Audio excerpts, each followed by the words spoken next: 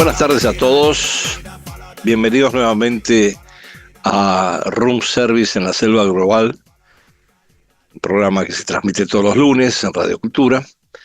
Y como ustedes bien saben, cubre dimensiones distintas, pero particularmente el análisis internacional y algunas expresiones literarias para complementarlo y alivianarlo.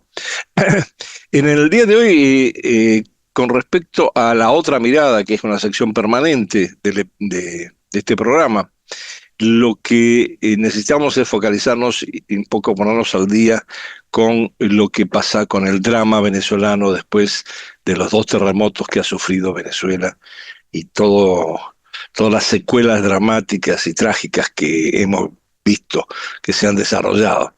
Y en este sentido, lo que quizás es importante tener en cuenta cuáles han sido las consecuencias políticas.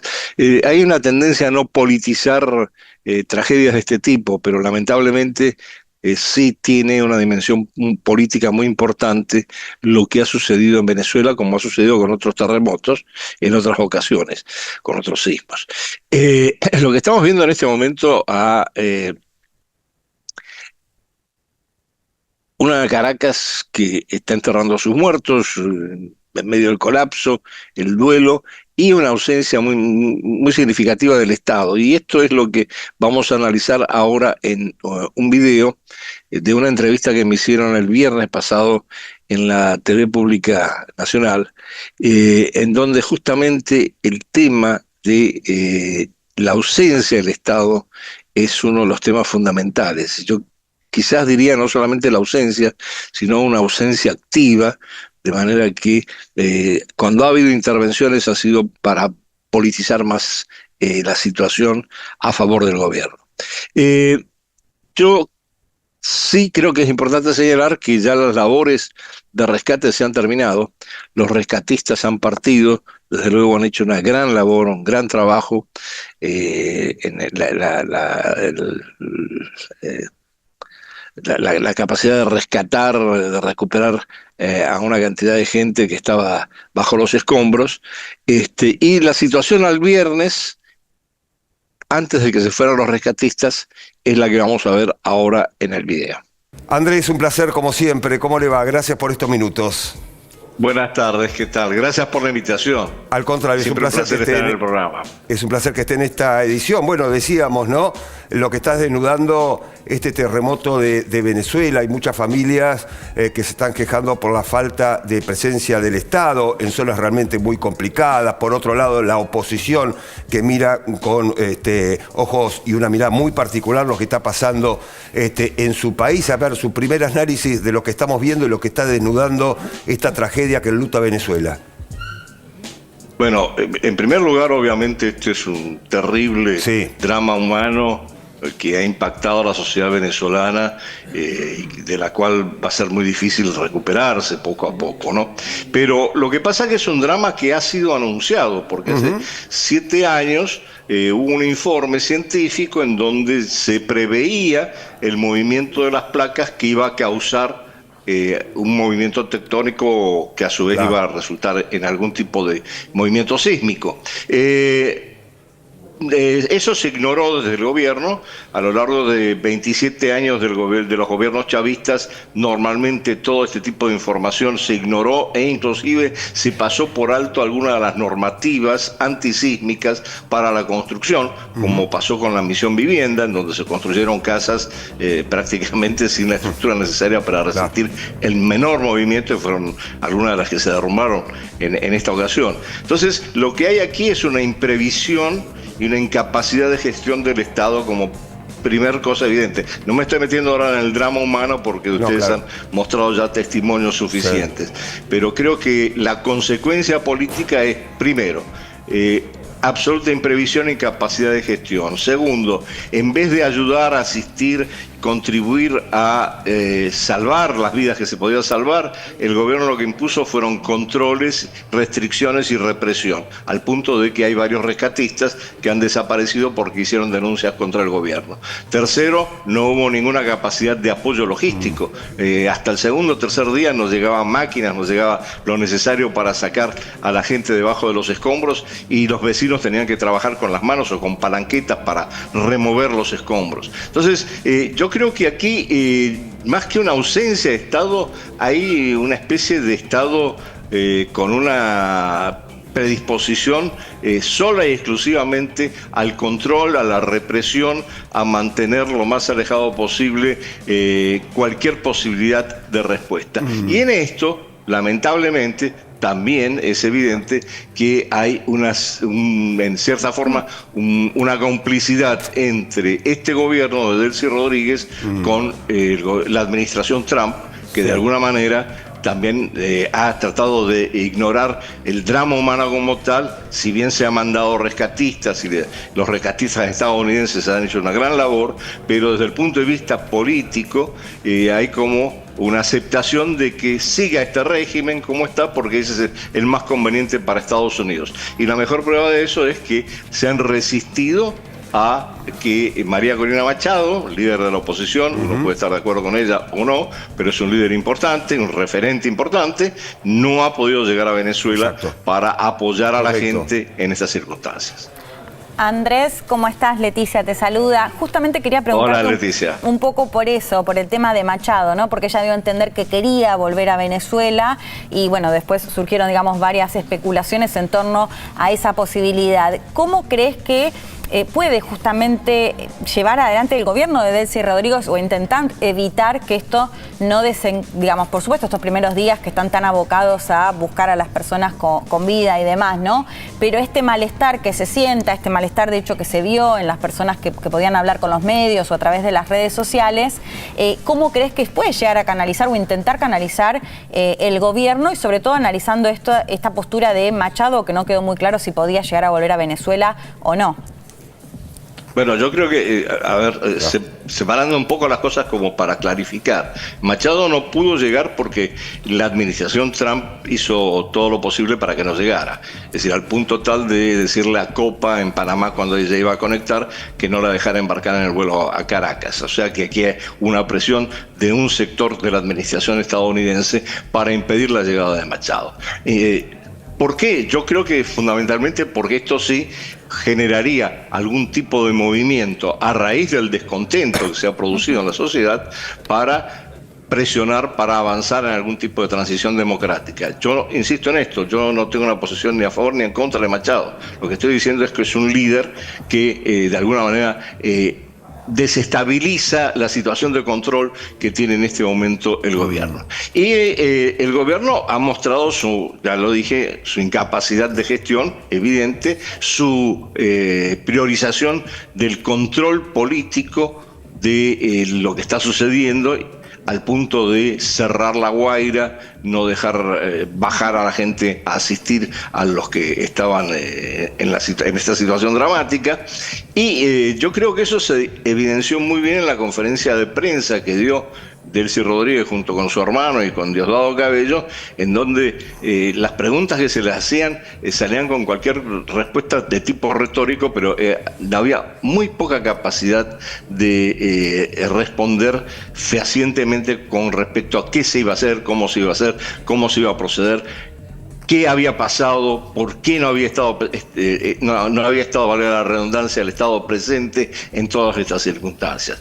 Y yo creo que ahí hay un desgaste ya mayor todavía de lo que había antes del gobierno, y aquí la gran pregunta es, bueno, ¿cómo sigue? Porque en realidad el primer impacto donde todavía las cosas no terminan de ordenarse es del drama humano como tal, del sismo, de la gente bajo los escombros que tratan de rescatarlo, etcétera. Pero después viene una etapa en donde esto tiene que tener algún tipo de respuesta institucional, y este gobierno no tiene una respuesta institucional para canalizar algún tipo de políticas posteriormente a favor de los perjudicados por toda esta situación.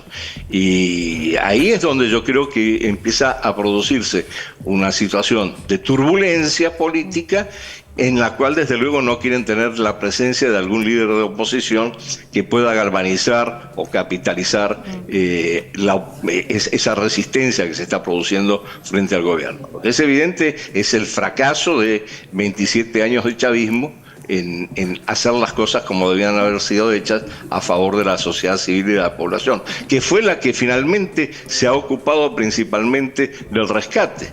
La sociedad civil, las organizaciones voluntarias, los rescatistas que llegaron, no fue el Estado. Claro. Andrés, y vos recién hacías referencia a una conferencia de prensa, porque también sucede algo inusual ahora en Venezuela, que hay muchísimos medios internacionales, ¿no? Periodistas de todo el mundo, algunos venezolanos que tuvieron que exiliarse y que están volviendo para esta situación, para cubrir desde sus trabajos esta situación. ¿Crees que eso también puede ayudar a que muchos venezolanos se animen a denunciar? Digo, porque en parte lo veíamos en esa conferencia de prensa, ¿no? Una Delcy Rodríguez que no está acostumbrada a responder preguntas incómodas. No, bueno, lo que pasa es que Delcy Rodríguez no tiene la habilidad quizás de Chávez, porque en el deslave de 1999 Chávez prohibió que cualquier organización internacional o la prensa estuviera presente. Aquí como que los agarró desprevenidos el sismo en sí, y la respuesta fue represión, pero incapacidad también de controlar algo, como por ejemplo que vinieran los rescatistas a ayudar, porque no había cómo enfrentar la situación. Entonces yo creo que ahora sí están en una situación incómoda, para decirlo menos, en donde la capacidad de respuesta frente a las preguntas normales que puede hacer una prensa libre es muy limitada, genera mucho nerviosismo, eso se vio en la conferencia de prensa, y genera básicamente ni siquiera una narrativa coherente, una retórica vacía sobre qué es lo que quisieran hacer y cómo van a hacer por el pueblo venezolano. Pero la realidad es que yo creo que esta situación puede acorralar definitivamente al régimen actual. Andrés, unas tareas de rescate que van a continuar, por supuesto. Las esperanzas se desvanecen minuto a minuto de hallar sobrevivientes. Eso es un capítulo. El otro capítulo, pensando ya a futuro, es la reconstrucción de las zonas afectadas por este terremoto. ¿Quién se va a hacer cargo de esta reconstrucción desde lo económico? Bueno, ya esto significa un golpe al PBI del país impresionante, y hay que ver de dónde se va a producir la capacidad financiera como para reconstruir el país. En eso, desde luego, es fundamental que no haya sanciones contra Venezuela, que se pueda realmente desarrollar.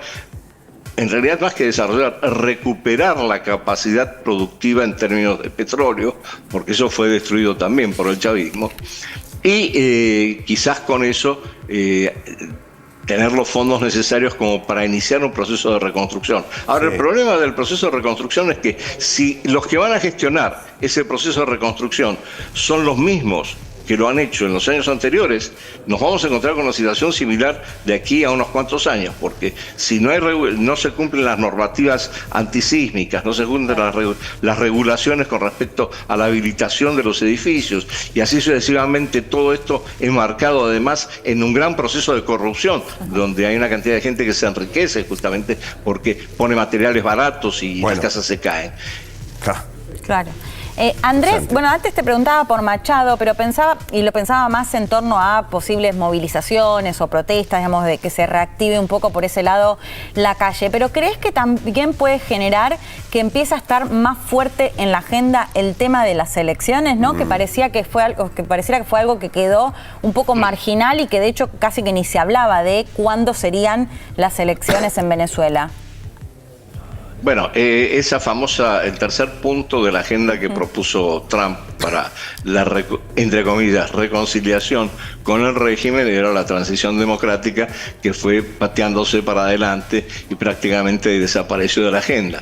ahora quizás se recupere. El problema es que no solamente hay una reconstrucción física, material de la infraestructura, sino también va a tener que darse un proceso de reconstrucción del tejido social como para generar las instituciones necesarias para controlar a este régimen e impulsar algún tipo de proceso democrático. Yo creo que el gran temor de este régimen es que realmente empiecen a producirse situaciones en donde empiecen a saltar y hacerse públicas todas las situaciones de corrupción, de extorsión. Bueno, ahora me han comentado de rescatistas que por haber declarado contra el gobierno ante los medios internacionales han desaparecido, por lo menos 2 o 3 casos.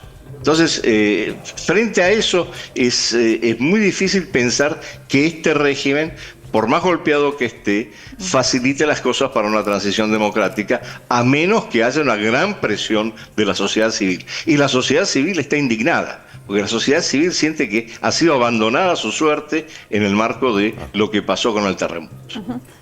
¿Y qué papel va a jugar Estados Unidos? Digo, en este proceso, pero también en esta reconstrucción. Yo creo que Estados Unidos no tiene en un lugar prioritario de su agenda a Venezuela. Y por lo tanto, difícilmente Estados Unidos tenga una reacción rápida con respecto a cómo ayudar a la reconstrucción. Esperemos que haya también instituciones y organizaciones en Estados Unidos que respondan a esto. Pero no veo a corto plazo una respuesta de la administración Trump como para llevar a esta reconstrucción. Lo que veo es que va a seguir la connivencia con este régimen porque hay una conveniencia básica para Trump, que es el tema petrolero.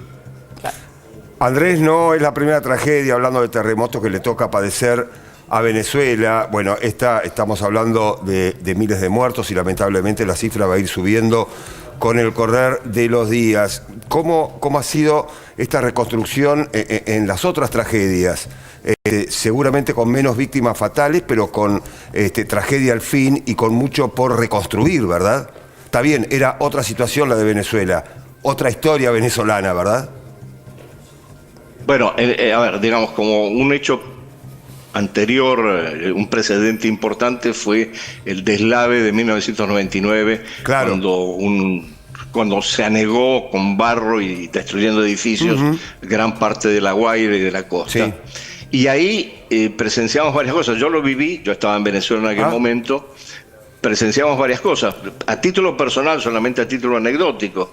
Un amigo y yo, obviamente, inmediatamente nos ofrecimos para presentarnos en el centro de voluntarios, nosotros vivíamos en Caracas, sí, para bajar a ayudar en las tareas de los rescatistas y las tareas de apoyo que se habían dado. Fuimos a la oficina que estaba en las Torres Bolívar en aquel momento, nos presentamos poniendo a disponibilidad nuestros autos, claro, que eran camionetas 4x4, y nos mantuvieron como media hora ahí esperando. Después nos dijeron, ya los vamos a atender, ya vamos a ver qué es lo que podemos hacer con la ayuda que ustedes están ofreciendo. Y terminaron a los 45 minutos o los 50 minutos diciendo, sí, bueno, ya tenemos resuelto, ustedes lo que van a hacer es llevar a la esposa de Chávez y a sus guardaespaldas a La Guaira para que puedan tener presencia allá. Y nosotros obviamente dijimos que no veníamos a eso, claro, veníamos a ayudar a la gente. Pero digamos, es una anécdota, pero es muy ilustrativa de cuál es la actitud de cómo se quiere capitalizar ese tipo de situaciones. Y a consecuencia del deslave, lo que pasa es que justamente el plan, la misión vivienda que desarrolló Chávez, donde se han caído gran parte de las casas, es la misión que fue para responder a la falta de viviendas después del deslave del 99. Claro. Y así sucesivamente, sin hablar del tema de corrupción, porque ahí se ha robado plata a mansalva, digamos. Y ahí también hay una pregunta, yo no sé, porque estas cosas funcionan en las redes y a veces no son constatables, de por eso el apuro de cerrar La Guaira a la llegada de cualquier delegación extranjera o la gente de la sociedad civil, más allá de lo que podían filtrar, porque aparentemente también había ciertas ciertos depósitos en donde había parte del dinero de la corrupción o de algunos de los elementos que salían del proceso de corrupción. No puedo señalar a nadie porque eso es solamente un rumor, pero evidentemente algo tiene que haber habido para esta preocupación tan rápida por cerrar el paso desde Caracas a La Guaira. Bueno, esta semana se ha caracterizado por algunos eventos extremadamente relevantes.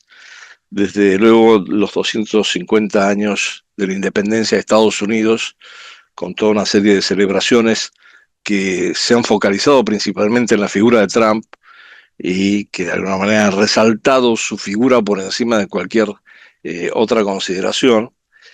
Y a la par, el funeral de Jamenei en Teherán, a donde han concurrido prácticamente la mayor parte de las representaciones de alto nivel del mundo no occidental. Y esto es un hecho que hay que entender muy bien en función de cómo se está reconfigurando las relaciones de poder y los equilibrios en el ámbito de medio ambiente, de Medio Oriente. En anticipación a esto hay que señalar algo que va a suceder el 7 y el 8 de julio, que es la reunión de la OTAN en Ankara. Y ahí vamos a tener toda una serie de temas muy importantes que vamos a tratar seguramente la semana que viene, porque va a haber un debate muy fuerte, primero sobre la relación transatlántica como tal y sobre cómo van a seguir las relaciones con Estados Unidos, que empieza a mantener una distancia creciente con respecto a la OTAN. En segundo lugar, toda una discusión, también bajo la presión de Estados Unidos, sobre la inversión en defensa de los países miembros de la OTAN, que también generará seguramente sus tensiones. Y a esto hay que sumar la discusión acerca de la ayuda a Kiev en la guerra en Ucrania. Porque en esa actitud pendular que tiene Trump generalmente, de que en un momento dado está en una posición, después cambia a otra, lo que ha sucedido es que últimamente pareciera que la administración de Trump se inclinaba a favorecer a Kiev, a pesar de aparecer como un intermediario, un mediador en la relación, y en realidad la situación en el campo de batalla y los recientes ataques de Rusia a Kiev y a otras ciudades de Ucrania han generado nuevamente un movimiento en otra dirección, porque lo que hemos tenido en estos días es una llamada de Zelensky a Trump, una larga conversación entre los dos e inmediatamente una llamada de Trump a Putin y una larga conversación con Putin. Y esto da como alguna señal de que puede iniciarse algún tipo de diálogo para avanzar en algún tipo de acuerdo de paz. En este contexto sí hay que señalar que hay un gran debate en este momento sobre la Federación Rusa declara que ha tomado la ciudad de Konstantinovka, Ucrania dice que no, pero pareciera todo confirmar la posesión rusa, y esto es un gran avance en el frente de batalla que vamos a ver cómo se refleja en algunas otras cosas. Bueno, y esto que está pasando en el ámbito del conflicto entre Rusia y Ucrania, obviamente tiene sus repercusiones, pero también lo tiene todavía la persistencia del conflicto entre Estados Unidos e Irán, particularmente en torno al estrecho de Hormuz. Y la relación con el estrecho de Hormuz, que ha generado en términos de el impacto sobre la economía global, el cierre del estrecho y las dificultades para atravesarlo por parte particularmente de los tanqueros, pero también de otros buques que llevan otro tipo de insumos, ha llevado a una reconsideración acerca de cuáles son las rutas más convenientes para China y para otros países euroasiáticos para conectarse entre ellas. Y por eso ahora vamos a escuchar una entrevista, una conversación en realidad que tuvimos con Doris Ramírez Leighton, que conduce un programa que se llama Perspectiva Global en una radio en Colombia, y con la cual conversamos sobre la nueva conectividad en el ámbito euroasiático y qué es lo que significa esto. Vamos a escuchar la grabación y después seguimos con el programa. El doctor Andrés Servín me acompaña desde Buenos Aires. Yo le agradezco mucho que haya aceptado esta invitación en Perspectiva Global y apreciaremos muchísimo su análisis de esta región tan importante del mundo, pero que en América Latina poco se habla. Usted es el único que ha escrito un libro sobre América Latina y Eurasia. Así que muchísimas gracias y bienvenido. Bueno, muchas gracias por la invitación. En realidad, yo últimamente he estado no solamente en los temas de análisis internacional, sino también en temas más literarios, y por eso voy a empezar comentando algo que pasó recientemente, es decir, Uzbekistán perdió con Colombia, Colombia ganó 3-0, y no sé si eso no es atribuible a una leyenda que existe en Uzbekistán. Dicen que en Samarcanda, que está la tumba de Tamerlán, cada vez que se abre la tumba hay una maldición, y en el año 41 parece que los soviéticos quisieron arreglarla, mejorarla, abrieron la tumba y inmediatamente vino la guerra con Alemania. Después dicen que en el 91 volvió a suceder lo mismo. Entonces, yo no sé si en esta ocasión también abrieron la tumba de Tamerlán y eso incidió sobre el resultado del partido. Pero vamos a dejarlo así. Muy interesante el apunte, doctor Andrés, muy interesante. Pues bueno, yo le quería preguntar, para comenzar, esta región de Asia Central es clave para el nuevo orden internacional después de lo que estamos viendo y, como dije, con una gran incertidumbre todavía, con esta crisis de Medio Oriente. Se reconfigurará tanto Medio Oriente como también estos países de Asia Central que, como usted ha comentado en sus libros, más o menos se liberan de Rusia en el 91 y comienzan a tener una soberanía propia y relaciones con muchos países, no solamente de Asia, sino también de Occidente. Usted que conoce tanto esta región, ¿usted cómo ve las implicaciones después o todavía, porque la incertidumbre continúa, en la crisis de Medio Oriente? Yo creo que lo primero que hay que observar es que siempre ahora descubrimos en Occidente que hay que empezar a mirar a Oriente. Y cuando se mira a Oriente, se mira a Asia, y cuando se piensa en Asia, pareciera que Asia está limitada de China para abajo, y el resto de esa gran masa que es Eurasia no está incluida. Y sin embargo, gran parte de la dinámica económica que se está trasladando de Occidente hacia Oriente pasa justamente por lo que está pasando en Eurasia. Y en Eurasia hay que tener en cuenta que lo más importante es que la convergencia estratégica entre China y Rusia ha logrado algo que sí se lo plantearon desde el principio, y es que haya una exclusión de la presencia occidental dentro de lo posible en el ámbito eurasiático. Eso no quita que Occidente y algunos países en particular, empezando por Estados Unidos, no quieran tener algún tipo de influencia, pero ya hay un antecedente histórico. Por ejemplo, en el caso de Uzbekistán, después del 11 de septiembre, Estados Unidos, con la aceptación por parte de la Federación Rusa, instaló una base militar justamente más que nada orientada a la contención de los grupos terroristas de distinta factura, ¿no? Pero en el 2005 esa base, el gobierno de Uzbekistán pidió que se retirara, y con lo cual no hay una presencia militar de Estados Unidos ni de otros actores. Recordemos que en su momento el gran tablero estratégico se jugaba en Afganistán con la presencia del Imperio Británico, ¿no? Bueno, todo eso como que ha sido desplazado por esta nueva convergencia entre China y la Federación Rusa. Y esta convergencia, obviamente, primero capitaliza dentro de lo posible lo que ha sido el área de influencia de la Unión Soviética, que como usted señalaba, en muchos casos ha generado la independencia, pero sigue siendo el área de influencia de Rusia. Todos los stan, exceptuando quizás Afganistán, son países en donde uno puede hablar en ruso en la calle y la gente lo entiende, habla inglés y no lo entiende. Es decir, el idioma, la lengua franca sigue siendo el ruso. Es importante de entender para cómo operan las cosas en esa región.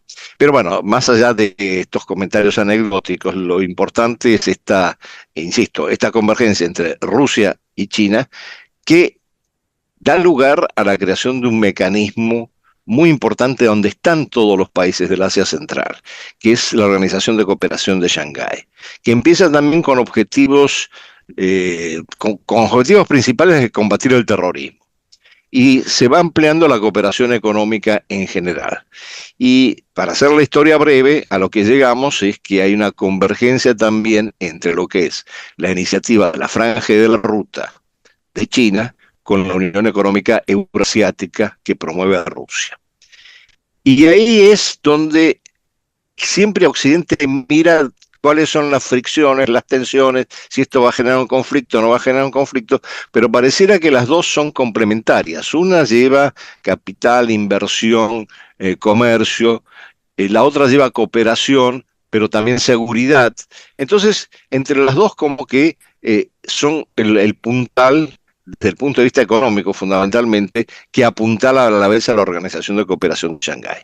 Y aquí hago una digresión importante. Uno de los miembros recientes de la Organización de Cooperación de Shanghái, y parece que todo el mundo se olvida de eso, es Irán. A tal punto que en su momento el canciller Primakov de Rusia hablaba del RIC como los tres países que eran el puntal de la dinámica euroasiática. Y él entendía el RIC como Rusia, India, China. Ahora hay un RIC, pero es Rusia, Irán y China, porque Irán, además de alguna manera con los resultados de este conflicto con Estados Unidos, se ha fortalecido en su proyección regional y en su proyección euroasiática. Entonces estamos frente a una nueva dinámica donde además la India ha estado en esta ambigüedad estratégica de estar con unos y con otros, pero participando en muchas cosas con Estados Unidos, y esto desde luego no hace al juego que pretenden Rusia y China de que no haya presencia occidental en Eurasia. Dicho esto, lo que es importante tener en cuenta es que Asia Central los países de Asia Central son un factor muy importante en toda esta dinámica por sus recursos, por su capacidad. Bueno, Uzbekistán tiene una población de 37 millones, no es como para ignorarlo, a pesar de que es un país mediterráneo, es un país que no tiene salida a puertos, pero sí es un país con un potencial demográfico muy fuerte y además una serie de recursos naturales que en general también hay en los demás países de Asia Central. En este marco, desde luego, la guerra entre Estados Unidos e Irán, Estados Unidos e Israel con Irán, ha forzado un poco la marcha para que se busquen rutas alternativas de conexión y básicamente para suministros y comercio en el ámbito euroasiático, pero ya estaba prácticamente planteado el entramado que permitía eso, lo que desde el punto de vista institucional lo que hacía falta era inyectarle la necesaria inversión y voluntad política como para que se avance. Y en eso estamos en este momento. Sin que hay que tener en cuenta que Estados Unidos de todas maneras trata de hacer sus incursiones en la región. El corredor famoso que cruza Armenia y conecta a Turquía y a Azerbaiyán es un corredor que sí, bueno, se llama corredor Trump, ¿no? Con ese lo digo todo, ¿no? De manera que sí hay esfuerzos de Estados Unidos por tener algún tipo de proyección en el ámbito euroasiático. Pero yo diría que si hay un país o una potencia regional que sí tiene una proyección más allá de lo que señalaba con respecto a Irán, es Turquía.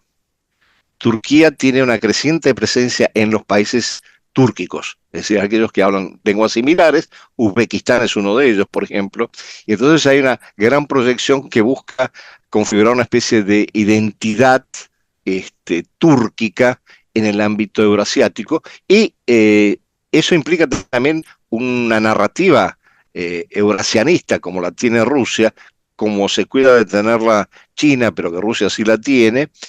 Y entonces hay una participación de algunos de estos países en lo que es la Organización de Cooperación Económica o la Organización de Estados Turcos, ya sea con países islámicos o con países turcos. Entonces, este es un elemento también a tener en cuenta en esta dinámica tan compleja de lo que se está desarrollando en Eurasia, y lo que permite justamente ahora que empiecen a cruzarse toda una serie de rutas y conexiones y gasoductos y oleoductos también, que es muy importante. Por eso es tan relevante todo el debate sobre la efectiva potencialidad de la creación del oleoducto de poder de Siberia 2 entre China y Rusia, que implica una inversión enorme y que por lo tanto hay reticencia por parte de China de poner el financiamiento necesario que no puede poner. En este tema que usted acaba de comentar, donde Turquía quiere tener un gran protagonismo, por así decirlo, en todo este entramado Sí. del Asia Central, ¿cómo juega el papel? Porque Turquía pertenece a la OTAN, ¿no es cierto? Claro, claro, pero Turquía Entonces, también se ¿cómo juega siente. ese, si también puede pertenecer a la Organización de Cooperación de Shanghái? ¿Cómo A ver, juega yo ahí creo el que papel? ¿Es permitido? si yo no me equivoco, tiene calidad de socio observador o algo así en la Organización de Cooperación de Shanghái. A ver, habría que revisar eso, estoy citando de memoria. Pero Turquía lo que pasa es que también tiene que hacer su juego hacia Eurasia, porque el hecho de haber estado en la OTAN no le garantizó lo que siempre aspiraba a Turquía, que era entrar en la comunidad europea. Y eso ya parece que Erdogan en particular se ha convencido que no va a suceder. Y en ese sentido, digamos, no en la misma proporción, pero ¿por qué en esa región es Pakistán quien ha sido el intermediario de este crisis en el Golfo Pérsico? Porque tiene desde luego un gran frontera con Irán, pero también relaciones y nexos importantes con Estados Unidos. ¿Por qué Pakistán es el intermediario en las negociaciones en este conflicto, en este tema de Medio Oriente y el Golfo Pérsico en particular? Bueno, yo creo que aparte de los vínculos que tiene con Estados Unidos, que son muy importantes, particularmente en el ámbito de la cooperación militar, no nos olvidemos, lo cual a su vez genera reticencias y tensiones con la India. Lo que no hay que olvidar es que un aliado, digamos, no formalmente, pero sí hay una alianza entre Pakistán y China, y de alguna manera China empujó a Pakistán o presionó a Pakistán para que se avanzaran estas negociaciones, porque uno de los grandes perjudicados, todavía no, pero si seguía el conflicto con Irán, era China, porque Irán y los países del Golfo Pérsico proveen a través del Estrecho de Hormuz gran parte de lo que consume China en términos de combustibles fósiles. Entonces, para China era importante empujar algún tipo de acuerdo para que eso se resolviera lo antes posible y empezara a fluir de nuevo el petróleo en particular para China. Ahí con la salvedad, ¿no? Porque China siempre mira mucho más allá que otros países, y lo llamativo fue que China tiene todavía reservas suficientes como para resistir por un largo rato sin que llegue el petróleo. Es uno de los pocos países que ha hecho un reservorio de petróleo como para afrontar una crisis de este tipo.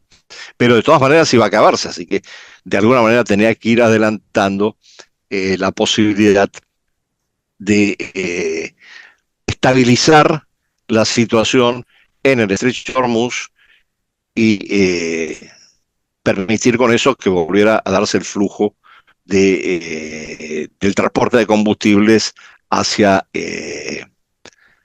hacia China, hacia la India. India también es uno de los grandes consumidores de ese petróleo, ¿no?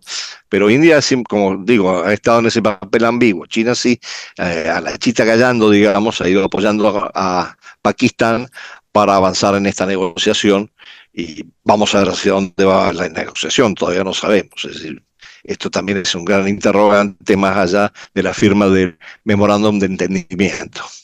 Por ejemplo, doctor Servín, dicen hoy los medios que es muy posible que el primer ministro de Pakistán, que ha sido tan importante en estas negociaciones, no asistirá mañana a Suiza a la formalización de este memorando de entendimiento, porque todavía no es un acuerdo, ¿no es cierto? Y sí, eso presupone como difícil, o mandará a otras personas, porque se supone que eso es un momento muy importante tanto para Irán como para Estados Unidos. Y si usted cree, doctor Servín, que esto es un alto el fuego por 60 días, o definitivamente se puede pensar que las negociaciones pueden llegar a buen puerto. Yo creo que los 60 días van a ser, y esta es una opinión muy personal, desde luego, van a ser insuficientes para resolver todos los temas de la agenda bilateral entre Estados Unidos e Irán. Hay temas demasiado peliagudos que tienen que resolverse, empezando por el desarrollo nuclear de Irán, que va a ser un tema eje, pero también tiene que ver con muchas de las cosas que se anunciaron en los 14 puntos del memorándum de entendimiento, que hay que ver cómo se operacionalizan, porque está bien, dice, ambas partes deciden abrir el estrecho Hormuz, desbloquean el estrecho Hormuz. Ok. Eso, digamos, quizás esa es la parte más fácil de acordar. Pero después viene todo lo que ha exigido Irán y ha logrado, de acuerdo al memorándum, en términos de reparación por la guerra. Son 300.000 millones que no se sabe de dónde van a salir, más el descongelamiento de los fondos que se han congelado a través de las sanciones a Irán desde hace años. Entonces, ese es un punto bastante delicado, yo diría más que nada porque 300.000 millones tiene que salir de algún lado que no va a ser Estados Unidos, y probablemente sean los países del Golfo Pérsico, porque ahora sí la ecuación está cambiando en el sentido de que los países del Golfo Pérsico, los del Consejo del Golfo Pérsico, han estado muy claros en que lo que estaban pagando, es decir, lo que estaban pagando por la seguridad que les proporcionaba Estados Unidos, no se justificaba porque la seguridad nunca estuvo ahí, como de hecho lo demostró la guerra. Entonces, ahora hay una reconsideración por parte de algunos de estos países con respecto a que es necesario volver al diálogo con Irán y a establecer formas de cooperación con Irán. Particularmente yo diría que hay dos países, Qatar, que está participando en el proceso de negociación entre Estados Unidos e Irán, y Arabia Saudí, que es el jugador poderoso desde el punto de vista económico en la región. Entonces, eso cambia la ecuación, no solamente en términos de cómo se relacionan. Primero, no nos olvidemos que los países del Golfo Pérsico son árabes, Irán es persa. ¿Okay? Entonces, de repente, un país que no es árabe, que es persa, se convierte en adalid de muchas de las reivindicaciones de los países árabes, empezando por las reivindicaciones de los palestinos y la necesidad de un Estado palestino. Y desde luego cuestionando todo lo que han hecho los israelíes en Gaza. Por eso el elemento también dificultoso, volviendo a la agenda de negociación de este cese al fuego, es el de que implicaría que Israel no siguiera avanzando ni atacando en el Líbano. Y esto es bastante difícil de digerir por parte del gobierno de Netanyahu, más con las elecciones en vista próximamente, a lo cual se suma el otro factor, es decir, no es solamente Israel, que puede ser reticente, sino también Hezbollah, que es el factor que no está de acuerdo con que haya un acuerdo entre el gobierno del Líbano y Israel en su forma actual, y que posiblemente reciba apoyo económico de Irán en función de esta plata que se está negociando que no van a retornar a Irán. Es un juego extremadamente complejo, pero ahí está, ¿no? Porque sí hay algo que está muy claro, y es que Irán no va a renunciar a financiar y apoyar a sus proxies, que no son necesariamente estados, sino grupos armados, o partidos políticos, porque Hezbollah, no nos olvidemos, es un partido político que tiene representación en el Parlamento libanés. Tampoco, a ver, siempre hay esta tendencia a simplificar las cosas. No, bueno, es un grupo armado, sí, bueno, pero también tiene representación, y de hecho los que hablan por Hezbollah muchas veces son los parlamentarios de Hezbollah. Entonces, este es un cuadro extremadamente complejo, que hace abrir muchos interrogantes sobre cómo va a avanzar esta negociación en los próximos 60 días. Y si va a avanzar, y hasta dónde va a avanzar. En el interín, lo que pasa es que sí, ya Trump ha vendido esto como un gran logro. En realidad es una victoria pírrica, si uno quiere plantearlo de esta manera, porque se volvió al statu quo previo a la guerra, y yo diría que con mayores ventajas para los iraníes. Pero bueno, él tiene su propia narrativa, que me refiero a Trump, que coloca en Estados Unidos más, bueno, ya todos sabemos, más porque se vienen encima las elecciones de término medio, y él está preocupado porque yo creo que los republicanos están perdiendo fuerza. Bueno, pero ya no fuimos de Asia a Estados Unidos. Doctor Andrés, pero justamente estas dos regiones, ¿no? Medio Oriente y Asia Central, pues son muy complementarias, además que con estos corredores de transporte terrestre que han ayudado muchísimo en este momento de crisis. Lo que ha hecho es el cierre, todo el problema, la crisis del Medio Oriente, es que esta región de Asia Central se está modernizando a pasos veloces. Sí, y en la misma medida en que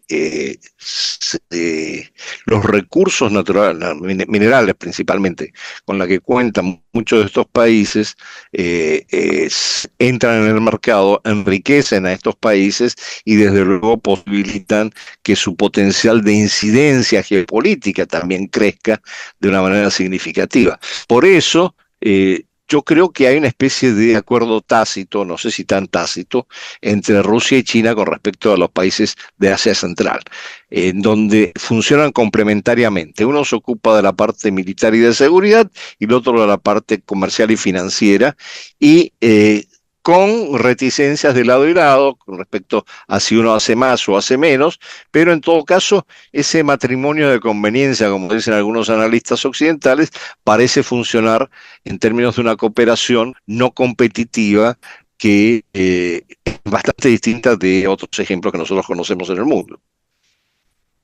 Finalmente, estos países, todos los Kirguistán, Uzbekistán, Kazajstán, todos estos países también tienen relaciones sobre todo con Europa, ¿no? Con la Unión Europea, pero también con Estados Unidos, que tienen pues independencia de poder desarrollarse de una forma independiente. Pero en realidad lo que tienen un término precisamente muy acuñado en la academia rusa, que hacen un juego multivectorial. Es decir, están dispuestos a negociar de acuerdo a la dinámica euroasiática con Rusia y con China, según lo que estamos señalando, pero a la vez están dispuestos a abrirse a las inversiones estadounidenses, siempre con cuidado, y a los vínculos comerciales, más que nada con Europa, porque Europa promete mucho en términos de inversiones, pero no llegan. El caso más patente es lo que ha pasado recientemente en Armenia, con toda esta gran reunión de la Comunidad Europea, el Consejo Político, etcétera, en Armenia, obviamente que favoreció la victoria del actual presidente, pero que habrá que ver cómo se concreta en términos de cooperación real con Armenia, ¿no?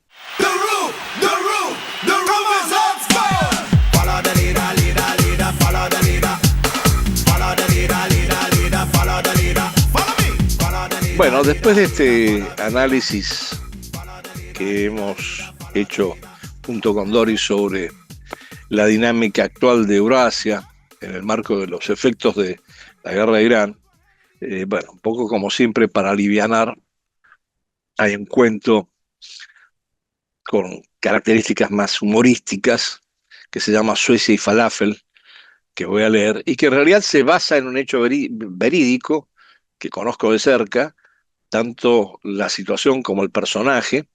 Lo conocí en su momento, esto es de hace unos años, pero la verdad que la historia es bastante divertida y por lo tanto se las voy a leer para cerrar el programa.